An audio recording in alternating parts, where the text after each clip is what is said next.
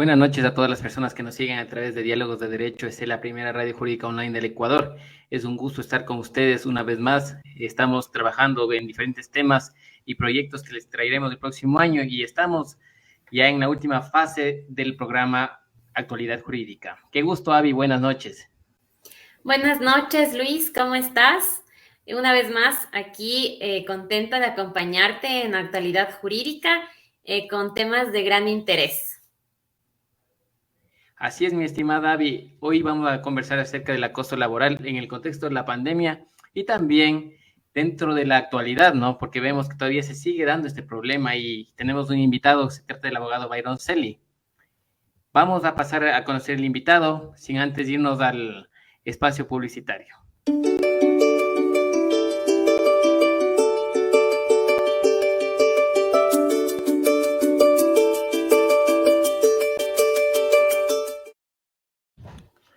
Qué gusto, doctor. Buenas noches. Bienvenido acá a Diálogos de Derecho SE.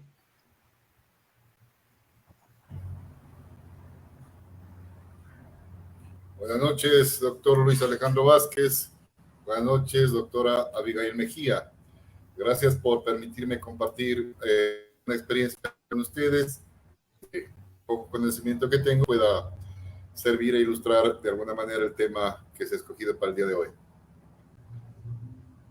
Muchas gracias, doctor. Bueno, voy a presentar a nuestro invitado. Byron Celi, abogado por la Pontificia Universidad Católica del Ecuador, sede Ibarra, licenciado en Ciencias de la Educación dentro de la misma universidad. Dentro de su experiencia laboral, ha sido asistente administrativo del Consorcio de Consejos Provinciales y Municipios del norte del país, CONNOR. Abogado en libre ejercicio hasta la actualidad. Se ha desenvuelto como secretario general del Sindicato de Obreros del Gobierno Provincial de Imbabura, también coordinador nacional de la Internacional de Servidores Públicos. Entre otras actividades en las que se ha destacado, es miembro de la Comisión Anticorrupción, coordinador de la Comisión Provincial de Anticorrupción de Imbabura, ha sido delegado por Ecuador para expositor y también para participar en algunos eventos académicos y también laborales.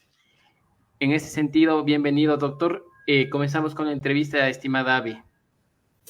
Bienvenido, doctor. Un gusto poder contar con sus conocimientos del día de hoy y creo que este tema sobre el acoso laboral hoy en día, en la actualidad que vivimos, creo que es un tema de gran interés. Y es por eso que queremos abrir con esta gran pregunta. ¿Qué es y qué se entiende por acoso laboral en la ley?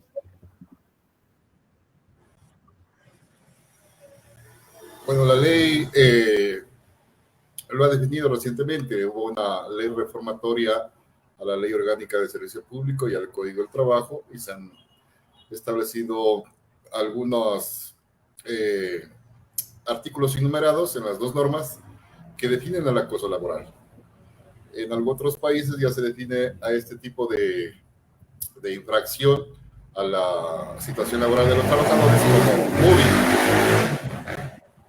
Pero nuestra legislación lo define como el comportamiento atentatorio a la dignidad de la persona, ejercido de forma reiterada y potencialmente lesivo, cometido en el lugar de trabajo o en cualquier momento en contra de una de las partes de la relación laboral o entre trabajadores, que tenga como resultado que la persona afectada se ve afectado a su integridad personal, su menoscabo, un maltrato, humillación, o que amenace o perjudique su estabilidad laboral.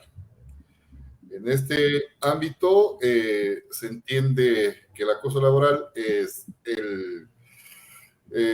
vendría de tres maneras, diría yo. Hay un acoso laboral horizontal, hay un acoso laboral ascendente vertical y un acoso laboral descendente vertical. Bueno, hablaremos de cada uno de esos temas más adelante.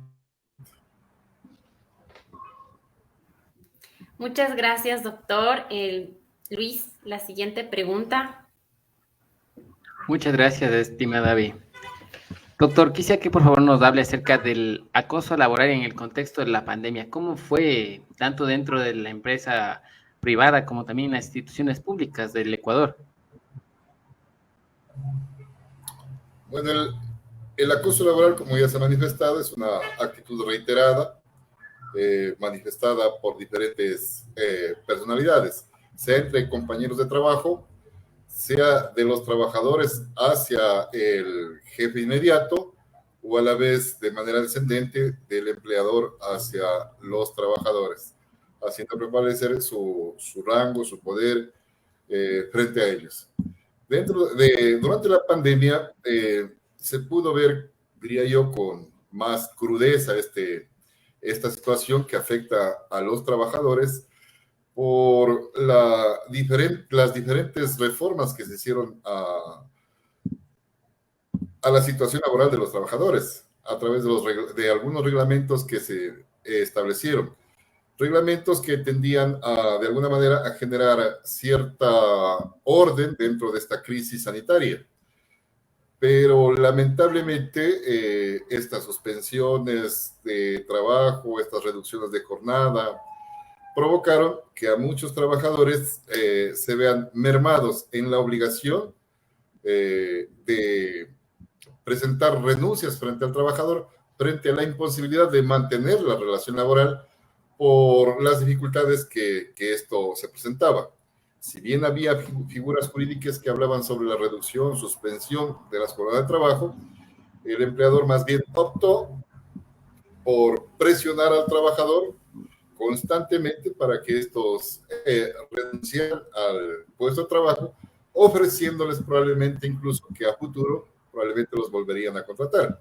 Este tipo de situaciones no se presentaron, más bien el empleador buscó otras figuras jurídicas para dar por terminado el contrato de trabajo, obligándolos a que esta relación laboral termine, ya sea por presión hacia el trabajador o también utilizando una figura jurídica que está establecida en el artículo 169 del Código del Trabajo, numeral 5, que obligaba, mejor dicho, permitía al empleador utilizar esta figura para dar por terminadas las relaciones laborales. Durante la pandemia he recibido algunas denuncias que fueron tramitadas ante el Ministerio de Trabajo, no por la figura del acoso laboral en sí, sino por despidos injustificados o despidos intempestivos, pero que tenían como origen, de alguna forma, el acoso laboral en estas circunstancias. Posterior a la pandemia, aún se han mantenido esta figura del acoso laboral en algunas empresas públicas, en instituciones privadas, de comercio, de atención de servicios a los ciudadanos, en las que prestan servicios, en las que se ha optado por no mantener una regularización de los contratos de trabajo establecidos por la Ley Orgánica de Justicia Laboral, que establecía que los contratos deberían ser indefinidos, pero este tipo de personas las mantienen bajo presión, bajo intimidación, para que no presenten reclamos ni denuncias, pagándoles remuneraciones inferiores al básico unificado, manteniéndolos en condiciones precarias, haciendo diríamos, incluso discriminación por su condición. Aquí en nuestra ciudad de Ibarra hay muchos ciudadanos venezolanos que prestan servicios en diferentes locales comerciales o restaurantes o sitios de comida o cualquier otro tipo de gestión que los contratan por valores inferiores a la remuneración básica unificada y condicionándolos a su condición de extranjero, a la condición de que no tienen los papeles en regla, obligándose a laborar más allá de las 8 horas de trabajo y pagándoles valores muy ínfimos. En cuanto a las mujeres, también he visto y he recibido algunas denuncias que yo he tratado de impulsarlas como acoso laboral, pero lamentablemente nos vemos limitados a la falta de prueba para continuar con estos procesos. En algunos casos he recibido denuncias que hay mujeres que trabajan en algunos restaurantes o panaderías que les pagan valores inferiores a los $10, obligándolos a trabajar más allá de las 8 horas, pero la necesidad del trabajo, yo diría, de alguna manera, obliga a que estas mujeres y estas personas mantengan esta relación laboral por bajo de las normas que establece la ley, sin un contrato escrito, sin un salario digno y, como vuelvo a repetir, en condiciones muy precarias. Estas formas de acoso laboral se mantienen hasta hoy, no solo durante la pandemia, sino en la actualidad. Va a ser una tarea muy difícil concienciar tanto al empleador como a los trabajadores que existen derechos que están siendo vulnerados y que podrían corregirse si hacemos los trámites correspondientes, ya sea ante la instancia administrativa o también podría darse ante la instancia judicial de ser necesario. Muchas gracias, doctor. Está claro respecto a la situación del acoso laboral en el contexto de la pandemia. Contigo, Avi. Sí, doctor, me surge una pregunta, ya que hemos topado el tema de reclamos y hemos avanzado un poquito en esos aspectos. Nos había comentado en la pregunta inicial que había tipos, ¿no?, de acoso laboral, el horizontal, el vertical. ¿Nos podría comentar un poco sobre qué es cada uno y cómo identificarlo?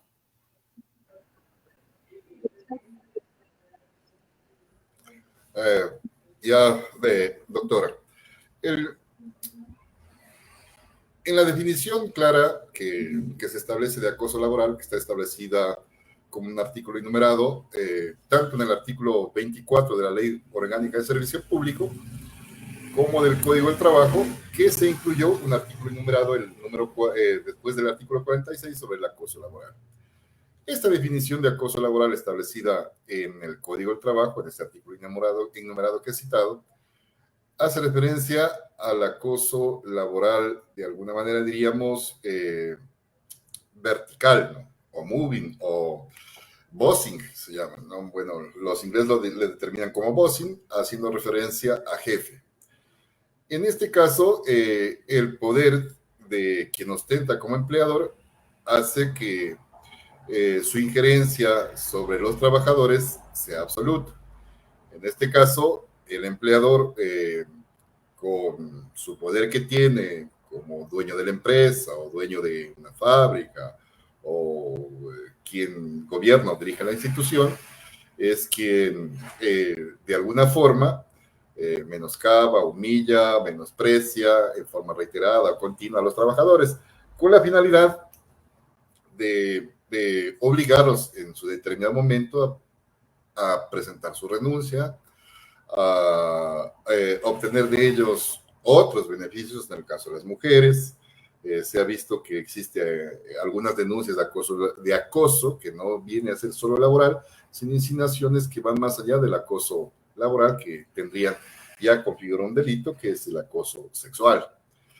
Pero a esto le definiríamos como el poder que el empleador tiene, o quien ostenta el poder sobre los trabajadores. Eso sería el acoso laboral vertical, con la figura de descendente, acoso laboral descendente.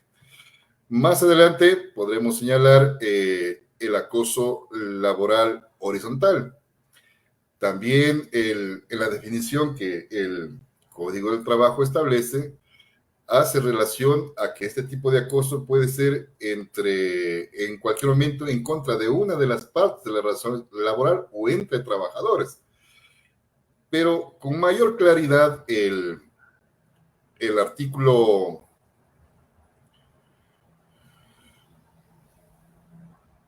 46 del Código del Trabajo incluyó el literal J, y textualmente este artículo 46 establece el cometimiento de actos de acoso laboral hacia un compañero o compañera, hacia el empleador, hacia un superior jerárquico o hacia una persona subordinada en la empresa. Ahora, ¿cuál sería el acoso horizontal? El acoso horizontal, el que se da entre iguales, entre compañeros de trabajo.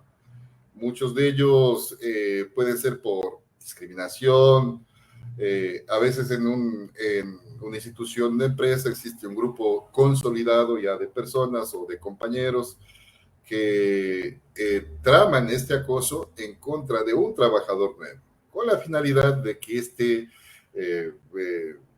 renuncie, con la finalidad de no permitir su progreso, cuando hay una competitividad sobre algún ascenso.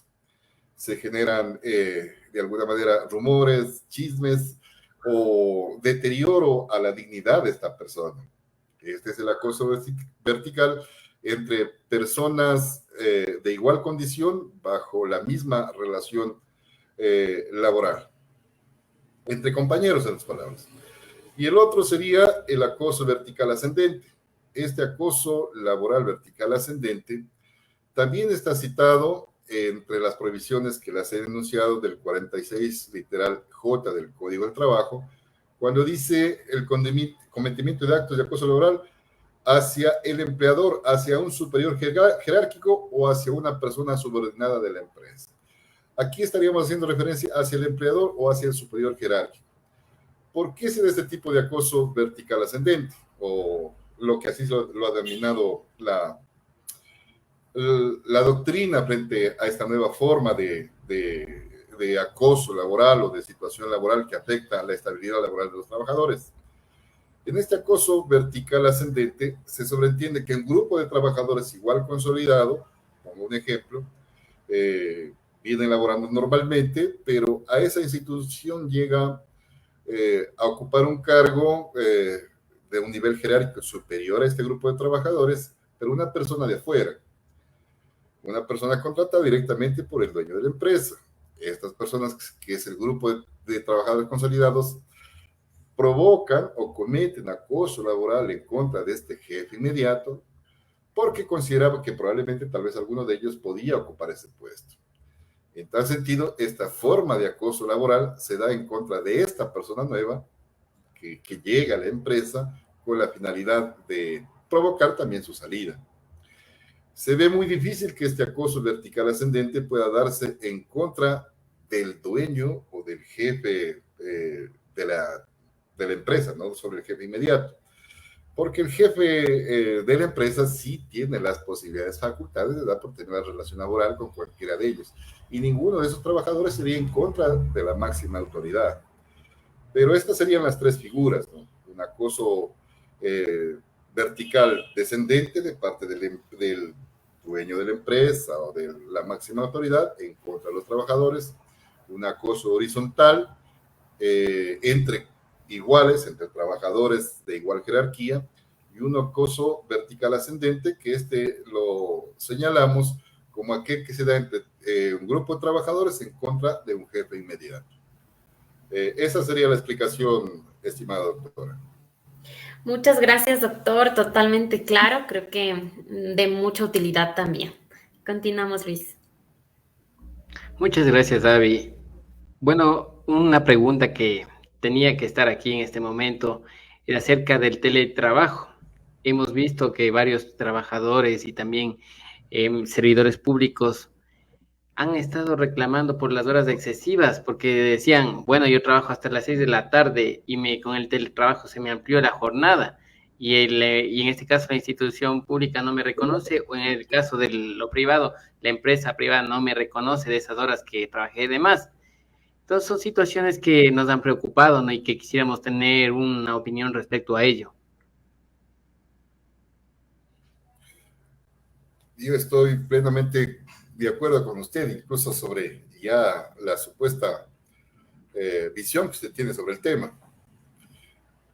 El teletrabajo está instaurado en nuestra legislación a través de una norma técnica que regula el teletrabajo en el sector público. Esta fue emitida mediante un acuerdo ministerial el 090 en el año 2017.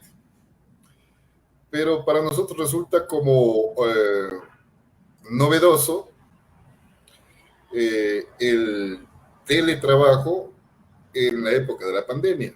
Ahí surgió con mayor fuerza, diríamos, la modalidad del teletrabajo, pero era una norma que ya estaba anteriormente establecida. Pero también existe una digamos, una ley que regula este teletrabajo y ahora ya está inserta dentro del Código del Trabajo. Se agregó un artículo enumerado al Código del Trabajo a continuación del 16 y ya se define qué es el teletrabajo. Ahora, diríamos, está regulado ya no por acuerdos ministeriales, sino por ley y consta dentro del Código del Trabajo.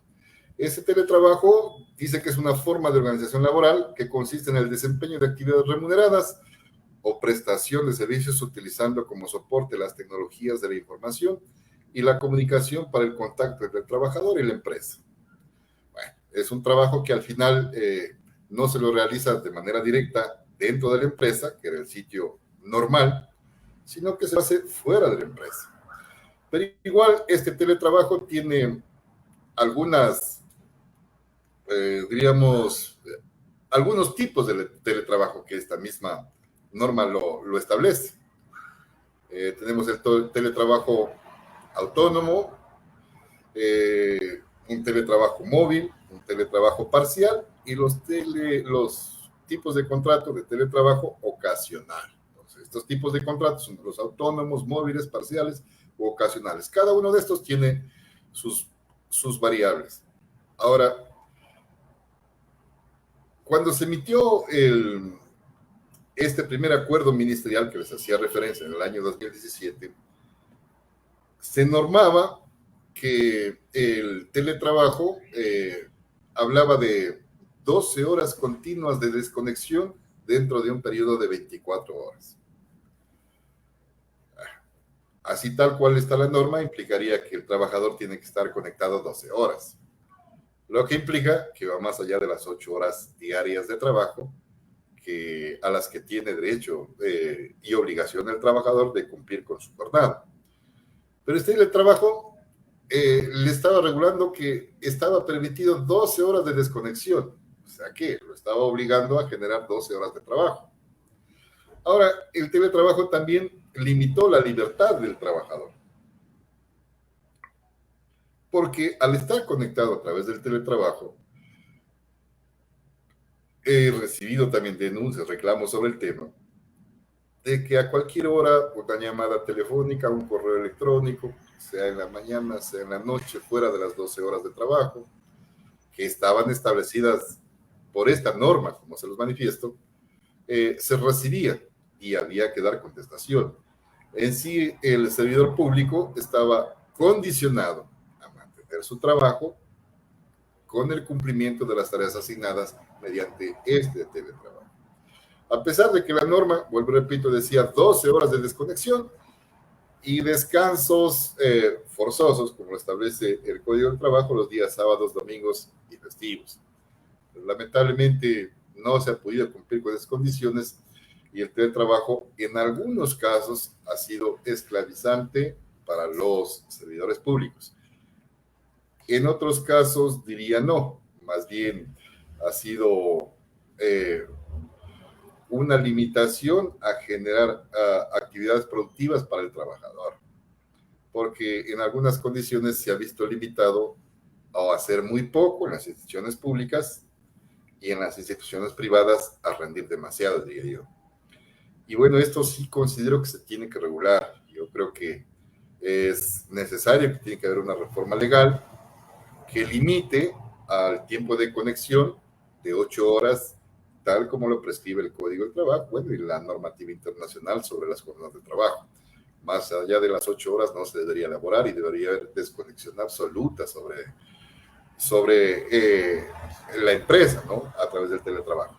Y si hubiese que conectarse posteriormente, bueno, existe norma expresa dentro del Código del Trabajo que habrá que reconocerla, como son el pago de horas suplementarias, horas extraordinarias, cuando correspondan. Hasta ahí, Luchito. Muchas gracias. Quería hacer algún conector también con el tema que estábamos hablando anteriormente, que es el acoso laboral. Y una vez que ya se ha planteado el tema del teletrabajo, que lo quería hacer de una manera general para poder entrar ya a este análisis profundo del acoso laboral, ya dentro de este panorama vemos que algunos empleadores llamaban y molestaban, sea vía mensajes, sea llamadas, en la modalidad de teletrabajo durante la pandemia. Entonces, vemos que también esta modalidad se prestó para el acoso laboral, ¿no es cierto? Y esta situación es preocupante De por acuerdo. cuanto si hablamos de la calidad de vida del ser humano frente al trabajo, y también ya ha habido estudios doctrinarios a nivel internacional que hablan sobre el derecho al ocio, al entretenimiento, también es importante analizarlo de una manera amplia, ¿no? ¿Qué dice usted, mi estimado doctor? Enfocado desde el punto de vista que usted lo realizó, es perfecto. Existe la ley de comercio electrónico que cita en el artículo 10 cuáles son, de alguna manera, los medios tecnológicos para comunicarse, y de alguna manera dice que mensajes de texto a través de medios informáticos constituyen de alguna manera un medio, una forma de comunicarse. El artículo 52 también de la Ley Orgánica de Comercio, de Comercio Electrónico manifiesta que estos mensajes de texto a través de los medios electrónicos constituyen medios de prueba. Lo más difícil dentro del acoso laboral es probar el acoso laboral, aunque parezca reiterativo en el tema. El Código del Trabajo nos limita a un acto administrativo ante el inspector de trabajo, con la denuncia del acoso laboral presentada ante el Ministerio de Trabajo. El Ministerio de Trabajo tiene la obligatoriedad de llamar a una conciliación. Si las partes acuerdan conciliar, la situación del acoso laboral se termina ahí. Si eso no sucediera, el acoso laboral se transforma ya en una denuncia, diríamos, en firme, que tendría que buscar una solución por parte del inspector de trabajo.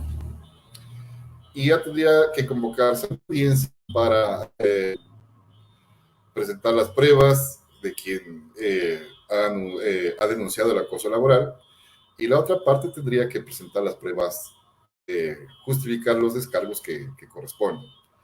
Ahora, frente al tema, hay que estar claros que el artículo 162 del Código Orgánico General de Procesos establece la obligatoriedad de quien demanda probar los hechos que ha anunciado la demanda. No hay que olvidarse que el artículo 6 del Código de Trabajo establece como norma supletoria el COGEP, es decir, que la tramitación administrativa de la causa de acoso laboral se tendrá que regir por las reglas del COGEP.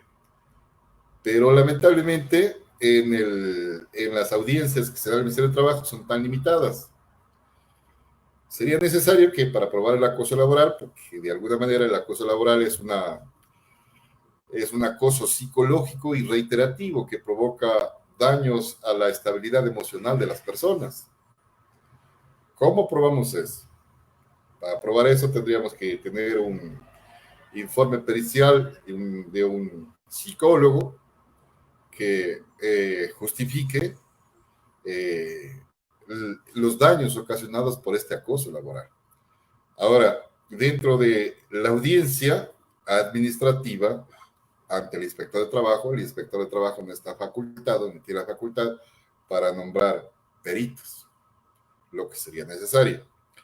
Si el trabajador es el que solicita presenta un informe psicológico de los daños ocasionados por el acoso laboral, ¿hasta qué punto el inspector de trabajo esto lo valoraría como una prueba efectiva, una prueba plena que permita justificar ese acoso laboral? Es muy difícil eso. Testigos, imposible. Ningún otro compañero de trabajo estaría en la condición de presentarse como testigo para justificar ese acoso laboral. Pero en el teletrabajo sí nos permitiría eso, porque tendríamos correos electrónicos, mensajes de texto constantes, reiterativos para el cumplimiento de tareas fuera de horas de trabajo. Con ese sí justificaríamos plenamente el acoso laboral, porque como ya lo he manifestado, el artículo 10 de la Ley de Comercio Electrónico garantiza que esos mensajes de texto son si son enviados a mí por mi jefe o por mi superior, por la máxima autoridad, me pide el cumplimiento de obligación, ese mensaje de texto es válido. Y en la misma ley de comercio electrónico lo reconoce en el 52, que esos mensajes de texto constituyen como un medio de prueba. En esos casos del teletrabajo, sí tendríamos estos medios de prueba. Pero en el otros temas de acoso laboral, yo lo veo muy difícil.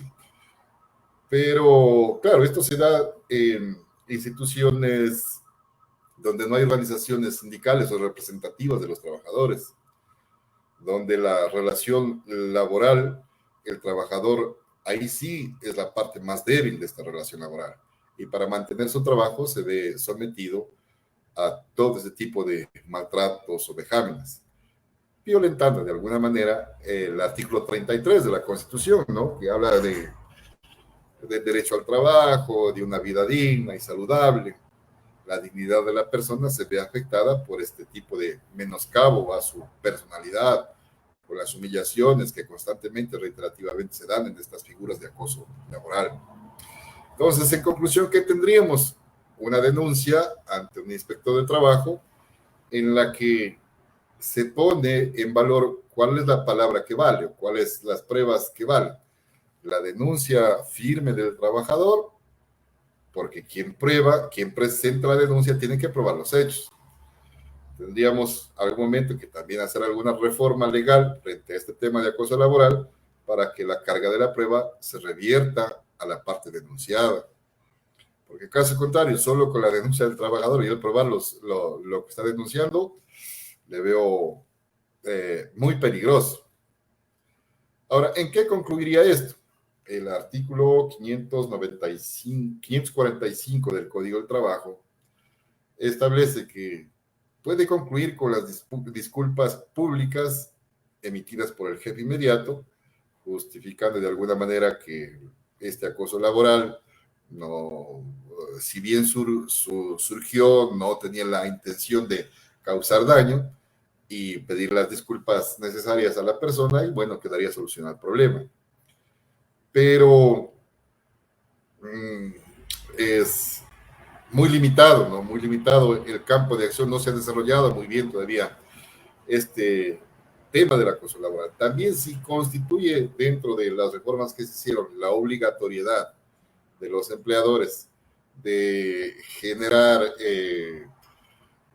una especie de capacitación y socialización a los trabajadores respecto a los temas de acoso laboral. Yo creo que en la gran mayoría de empresas eso no se cumple. Un mecanismo en algún momento sería insertar dentro de los reglamentos internos de cada institución la figura del acoso laboral y las previsiones del empleador al acoso laboral, y dentro de esos reglamentos de alguna manera facilitar ciertos mecanismos que puedan constituir prueba para que el trabajador en su debido momento pueda justificar ante la instancia administrativa esta figura del acoso laboral. Lo otro, bueno, esto es una instancia administrativa. Independientemente de eso, bueno, si el trabajador considera que no ha sido atendido de la manera como él esperaba ante la instancia administrativa, que es un inspector de trabajo, que carece, muchos de ellos, de conocimiento psicológico, porque nosotros como abogados estamos en la capacidad de valorar los daños ocasionados a una persona que sufre acoso laboral, nos veríamos muy limitados en esa instancia administrativa y tendríamos la obligatoriedad de acudir hasta la instancia judicial. Pero la instancia judicial usted entenderá que tendríamos que seguir el proceso sumario, tal vez en la audiencia de conciliación, en la primera etapa de conciliación se pueda acordar algún arreglo, y si no, tendríamos que avanzar con la segunda etapa, y en la segunda etapa ver qué medios de prueba tenemos para justificar. Y también ver si el juez tiene el vasto conocimiento y la sana crítica para valorar la declaración testimonial del ofendido, en este caso del denunciante, si es medio suficiente para probar el acoso laboral. Claro, ahí sí podríamos probablemente solicitarle al señor juez que se nombre un perito para valorar los daños psicológicos ocasionados con el trabajador. Probablemente tengamos un espacio un poco más amplio para justificar esto, pero en la instancia administrativa no. ¿Qué se obtiene como consecuencia del acoso laboral? Bueno, la norma establece que se tendría que pagar al trabajador 12 remuneraciones adicionales, como si esto fuera adicional al despido intempestivo, ¿no? Porque el acoso laboral concluye como despido intempestivo cuando el inspector de trabajo así lo ha catalogado. Y en tal sentido ordena el pago de las 12 remuneraciones adicionales al trabajador, adicionales a las que les corresponde de conformidad con el 188 del Código de Trabajo, que tienen relación con el despido intempestivo. Hasta ahí, mi doctor. ¿Algo adicional? Muchas gracias, estimado Bairito. Vamos a pasar con Abigail ya para la parte final de esta entrevista. Continúa, Abby.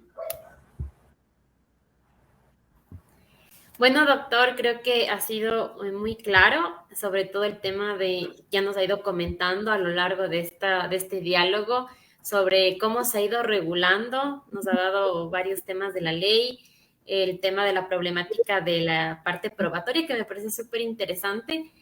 Y ya como último, ¿qué se puede o cómo se puede mejorar la situación de los servidores públicos o los empleados privados respecto de este tema? Una buena pregunta, doctora. ¿Qué hacer? Bueno, en el 2017, lo que antes no existía, ya existe, la figura del acoso laboral. Antes del 2017 eso no existía. Había que subsumir ciertas normas del Código del Trabajo para establecer este moving o acoso laboral. Tanto en el 172 del Código del Trabajo como en el 173. En el 173, para aprobar este acoso laboral, se utilizaba la figura de las injurias graves proferidas por el empleador en contra del trabajador. Entender que subsumir una norma sobre un caso específico era complejo, pero de alguna manera se daban las formas para hacer entender el acoso laboral como una injuria grave, cosa que no la compartía mucho porque era muy difícil probar. Pero bueno, hoy, a partir del 2017, existe la figura del acoso laboral. ¿Qué le hace falta a esta figura del acoso laboral? Yo creo que por obligatoriedad, todos los reglamentos internos de todas las instituciones deberían configurar la figura del acoso laboral dentro de sus reglamentos internos. Porque de alguna forma estaríamos obligando al empleador el respeto a esa norma jurídica ya inserta dentro de los reglamentos internos. Y establecer, como yo decía hace un momento, ciertos parámetros, limitantes, formación, capacitación de manera obligatoria a través de esos reglamentos internos. ¿Qué habría que hacer? No sé si reforma legal específicamente para este acoso laboral, para justificar que se revierta la carga de la prueba para que el trabajador sea el que denuncie, pero el que tenga que probar que la denuncia es falsa sea el empleador. Porque de alguna manera lo obligamos a que la carga de la prueba se revierta y él tenga que probar que él no me ha afectado en psicología. O no he sido víctima de acoso laboral por causa de él. Podría ser otro mecanismo. El otro mecanismo probablemente es mejorar las atribuciones que tienen los inspectores de trabajo en sede administrativa. Probablemente el Ministerio de Trabajo tendría que no solo tener inspectores de trabajo, sino para este tipo de figuras de acoso laboral, tener un departamento de psicología en cada una de las direcciones regionales de trabajo, que permitan valorar este tipo de denuncias que se presentan. Probablemente, no sé si hasta qué punto podrían servir de denuncias anónimas a las inspectores de trabajo, direcciones regionales, sobre temas de acoso laboral, pidiendo que se haga inspecciones integrales a los lugares de trabajo para verificar si se cumple o no se cumple, si existe o no existe el acoso laboral que se ha denunciado.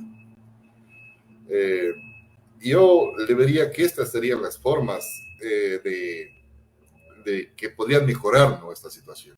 Y como le decía, darle facultades un poquito más a los inspectores de trabajo para que controlen y no sean un ente mediador, porque la mayoría de las facultades que tienen los sectores de trabajo es de ser mediadores. Usted va con un tema de audiencia de notificación para reclamar cualquier tema, ya sea desahucio, visto bueno, ya sea despido intempestivo, y el inspector actúa como mediador, no tiene facultad coercitiva para obligar al empleador al cumplimiento de las obligaciones.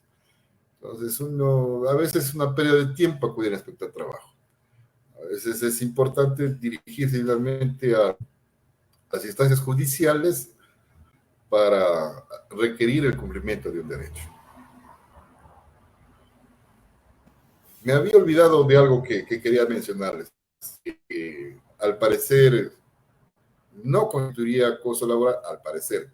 Yo creo que es una figura de acoso laboral. En algunas instituciones, cuando hay cambios administrativos, algunos trabajadores que tenían ciertas ocupaciones, obligaciones, se les quita esas obligaciones y se los deja sin hacer nada. Yo he visto algunas instituciones, generalmente instituciones públicas. Cuando el cambio de gobierno, tenías una que tiene nombramiento definido que cumplía unas funciones determinadas. A esa persona, cuando entró la nueva autoridad, le dijo, ¿sabe qué? Usted no va a hacer, siéntese ahí y no va a hacer nada. Yo he visto en algunas instituciones y no me había percatado de que sí constituye acoso laboral esto, porque está afectando la psicología de la persona y deberíamos, de alguna manera, quizá más adelante, me gustaría presentar una demanda por ese tipo de cosas. Antes la demanda era por cambio de ocupación. Cuando a un trabajador lo cambiaban de ocupación, se constituye despido intempestivo. Pero yo me iría, digo yo, por despido intempestivo con la figura del MUBI o acoso laboral, cuando a un trabajador le quitan sus responsabilidades y lo ponen en un banco, en un sitio, a no hacer nada, sin funciones, sin obligaciones y sin tener que hacer nada. Y es una forma que muchas instituciones utilizan. En algún momento aquí en el Consejo Provincial, a un trabajador, a un funcionario de un rango de nivel jerárquico con nombramiento, le quitaron su oficina, lo dejaron sin oficina y lo dejaron sin atribuciones. La finalidad era que él cansarlo para que renuncie. Y en otras instituciones hacen lo mismo. Y yo veo que esa figura, o sea, esa forma de actuar, sí constituye acoso laboral. Y habría que pensar en eso, porque en algunas instituciones se mantienen y se manejan de esa forma. En las instituciones privadas es muy difícil, porque el trabajador que no labora es dinero perdido para la empresa. Pero las instituciones públicas sí se dan el lujo de mantener este tipo de cosas y cometer estos errores que habría que ver que tienen su derecho, su garantía como acoso laboral. Y yo devuelvo la palabra, Luchito. Muchas gracias, mi estimado Bairito, por acoger nuestra invitación. Un tema bastante interesante que se lo va desarrollando con el tiempo. Ya hay jurisprudencia de la Corte Constitucional de Colombia. También me parece que hay un pronunciamiento de la Corte Nacional de acá del Ecuador. Y veamos cómo se va desarrollando la temática a lo largo del tiempo. Y sobre todo los avances doctrinarios también que de alguna manera inciden, ¿no?, en la vida social y también en la vida jurídica de todos los profesionales del derecho. En ese sentido, quiero agradecerles a todas las personas que nos han acompañado en esta noche tan provechosa, diríamos así, hablar de estos temas nuevos, temas innovadores, temas que generan preocupación y los cuales hay que ver una solución desde la academia. Estimada Abby, estoy muy contento de tenerte aquí en el programa bajo la conducción. Hemos compartido varios momentos y ahora estamos justo compartiendo en este programa y te estaremos viendo más seguido por aquí. También quiero enviar un cordial saludo a Guillermo Zapatier, que también fue nuestro compañero acá en el programa, por cuestiones profesionales y proyectos.